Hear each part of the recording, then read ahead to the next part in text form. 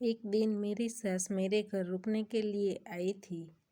एक दिन रात को मैं और मेरी पत्नी हमारे कमरे में वो वाला काम कर रहे थे।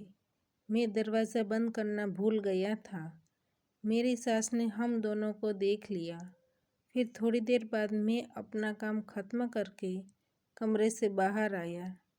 फिर मैं अपनी सास के कमरे में गया। वहाँ जाकर मैंने देखा तो मेरी आंखें फटी की फटी रह गई। यह बात 1 साल पहले की है। कहानी शुरू करने से पहले मैं अपने बारे में बता दूं तो दोस्तों, मेरा नाम महेश है। मेरी उम्र 26 साल है और मैं बहुत ही मजबूत बॉडी का युवान हूँ। मैं एक गवर्नमेंट स्कूल में जॉब करता हूँ। मेरी पत्नी की उम्र 24 साल है। मैं एक फ्लैट में रहता हूँ जिसमें एक बेडरूम, हॉल, किचन, बाथरूम और 2 बालकनी है। मेरी शादी 2 साल पहले हुई है। शादी के बाद मेरी पत्नी ज्वेलरी की दुकान चलाती है। रात के 9 बजे तक मेरी पत्नी दुकान पर ही रहती है। मेरी पत्नी दिखने में बहुत ही खूबसूरत है।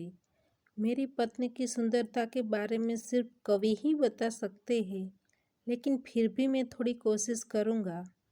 मेरी पत्नी का नाम राधिका है। वह बहुत ही खूबसूरत है। उसकी लंबाई 5 फीट 6 इंच है। उसका चेहरा गोल है, गाल गुलाबी, होठ गुलाब की पंखुड़ी की तरह, आंखें हिरनी की तरह और नाक पतला है। उनका गोलू-मोलू संतरे की तरह गोल मटोल है। पतली कमर 26 इंच की है। उसके पैर लंबे हैं।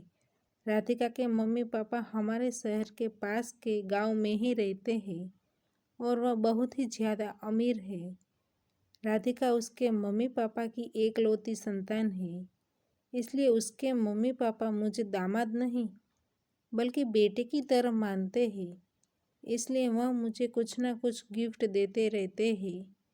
जब भी मैं अपने ससुराल जाता हूँ या वह हमारे घर आते हैं, तब राधिका की मम्मी राधिका से ज़्यादा मेरा ख्याल रखती है और वह उनका सारा प्यार मुझे देती है। हमारी शादी के बाद मेरी सास थोड़े दिनों के लिए हमारे घर रुकने के लिए आई। यह देखकर मैं सोच में पड़ गया कि इस बार मेरी सास अकेली क्यों आई थी। राधिका ने भी कहा कि मम्मी, इस बार आप अकेली क्यों आई हो। मेरी सास बोली, इस बार तुम्हारे पापा को थोड़ा काम था, इसलिए वह नहीं आए। एक बार रात को मैं और राधिका अपना वो वाला काम कर रहे थे।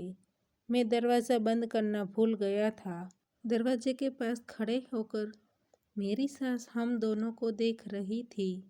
यह बात राधिका को पता नहीं थी। जब तक हम दोनों आनंद कर रहे थे, तब तक मेरी सास खड़े खड़े हम दोनों को देख रही थी।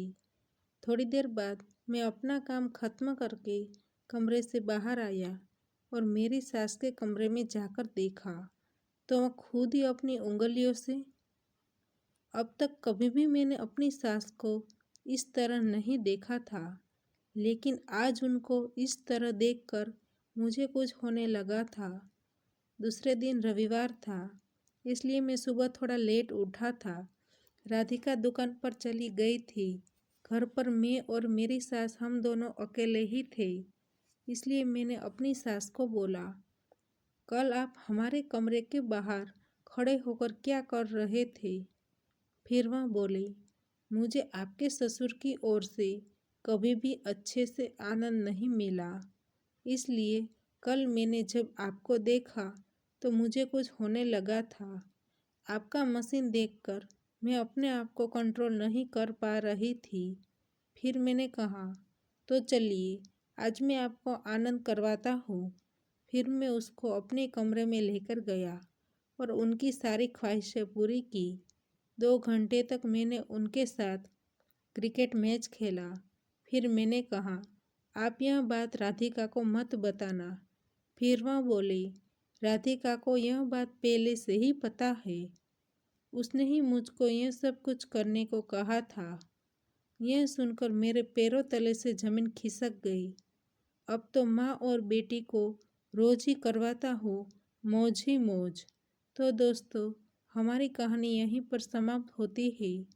आपको कहानी पसंद आई है तो वीडियो को लाइक करें और शेयर करें, और चैनल पर नए हैं तो चैनल को सब्सक्राइब करें। और हाँ, नोटिफिकेशन बेल को ज़रूर दबाइए ताकि आने वाली अगली अपडेट आपको सबसे पहले मिल सके। धन्यवाद।